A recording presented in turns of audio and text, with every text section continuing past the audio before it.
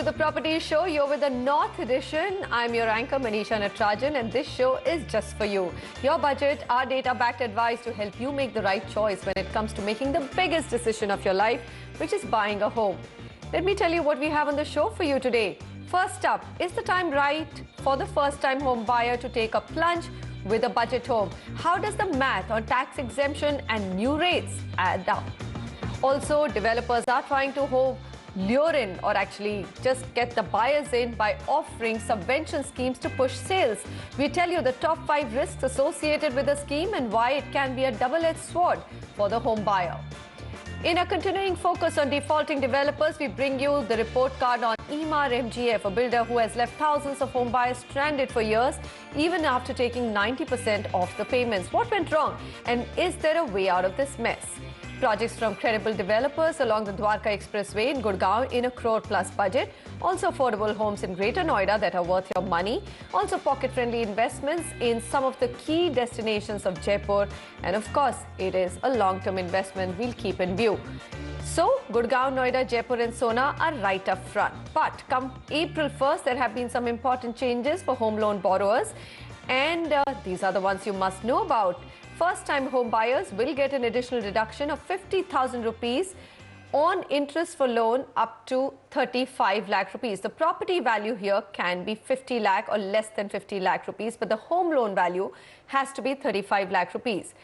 The second important change which has come about is all home loans will now be linked to MCLR, which is the new benchmark lending rate by banks. We'll explain in detail what this is.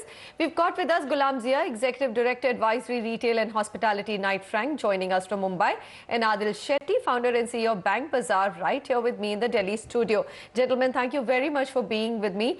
Adhil, so has there been any bit of excitement or extra traction in the home loan market? Are people catching on to the fact that rates have also moderated to single digit and now you have this extra provision for first loan takers? Yes, so a couple of interesting things have happened. One is pre-April 1st, if you were taking a home loan, your rates were linked to the base rate.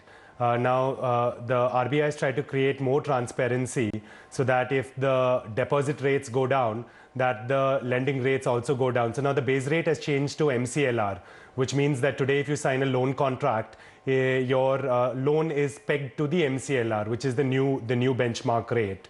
What we saw starting April 1st is when banks switched to MCLR, immediately rates fell down about 10 basis points.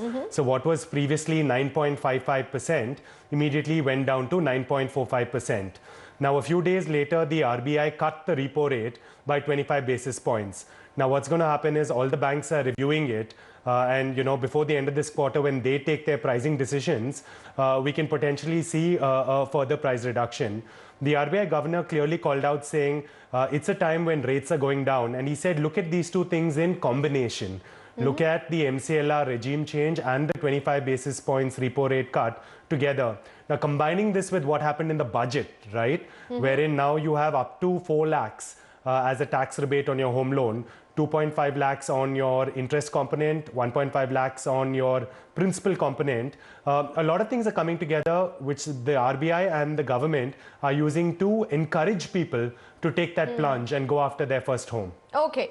Now, the tax deduction actually adds up to 4 lakhs. Now, if you take, let's say, a long period of 20 years, and it's a pretty good deal, isn't it, for the first home buyer? What do you think? I agree. I think it's good, right, in the sense that the government is trying to say that if you take that home loan, not only are they trying to take the rates down and make borrowing easy, in fact, they've been taking a number of measures in terms of eKYC, in terms of trying to simplify title deeds, in terms of making the process easy for the user. I think that costs of homes have been going up very rapidly. So to be completely honest, I think... Where is it rapid? Come on, Adhil. Let me bring in Ghulam Zia. Where are costs of the houses going up rapidly? Ghulam, costs of the houses haven't really gone up at all in the last 2.5 years. Let's be very honest. Most of the places, they are flat or actually little little lower than what they were 2 years ago. And here you have a situation of a single-digit home loan and, you know, a little bit more tax exemption. And 4 lakhs is not a small amount. You think this could be just the spur which at least the budget home segment needs to start taking off again? Definitely. The kind of signals we have received so far, these measures will go a long way to give that much needed push for the affordable housing segment to come into force, for consumers to come in and start buying the houses, because that's the biggest concern. The consumption has really taken a huge backseat, which is what Manish you're talking about for the last 2.5, 3 years. Why the prices have not really been moving anywhere is purely because there's no buyer out there. And that's indeed the concern, and the government's way of handling it, whether it is MCLR or rate cuts, etc., on one side. And then, you know, let's also not forget the Real Estate Regulation Authority, RERA, also coming in. A lot of these things are falling into place, but it's not really reflecting in the sentiments of the buyers yet. You know, because that 25 bips that we're talking about, which was announced today, but that 25 bips is also should be seen in the backdrop of yet another 2 or 3 such rate cuts that have happened in last financial year. But nothing has really percolated down to the end user. And as I heard, just about 10 bips is not something which will get people to come out in hordes and start buying houses. So it is, I would say, more notional in nature. For it to really have a serious impact for the people to make beelines to come in and start buying their houses, we have to do much more than just that.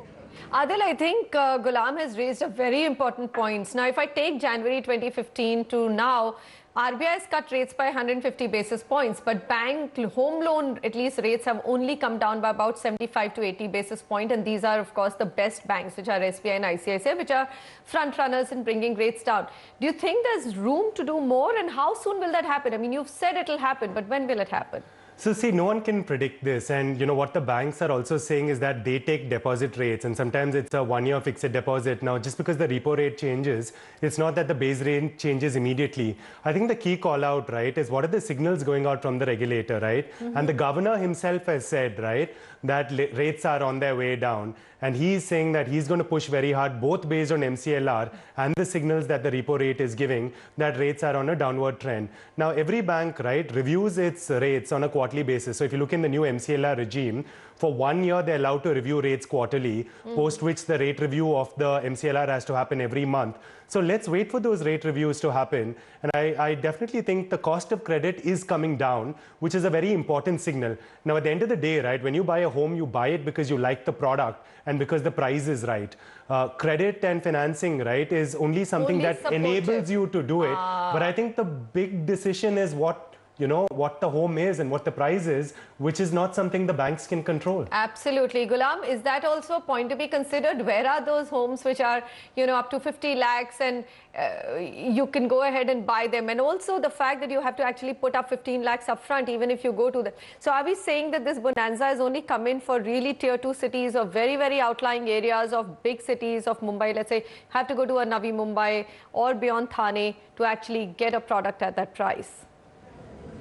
Yes, you're right, but that is restricted to, say, Mumbai or to a certain extent in Delhi. But even for a NCR, you have a lot of these regions where you do get affordable houses, albeit it is in Noida, Greater Noida, Ghaziabad, Faridabad belts, and so on, etc.